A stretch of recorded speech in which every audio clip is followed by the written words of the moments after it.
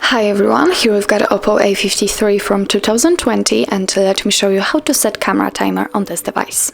So first of all we have to open the camera app and now let's tap on this three bars icon. As you can see on this option bar we've got the timer option which is right in the middle.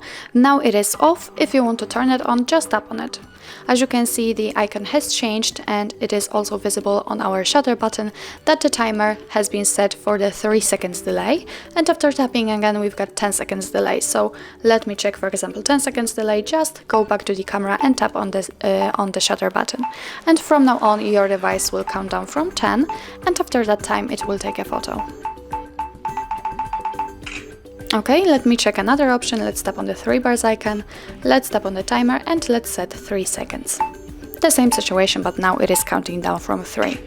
If you want to turn off the timer, just tap here and find this icon which means that the timer is off. Let's go to the camera and from now on your device will take photos right after touching the shutter button. So that's all. This is how to set camera timer in your OPPO A53 from 2020. Thank you so much for watching. I hope that this video was helpful, and if it was, please hit the subscribe button and leave the thumbs up.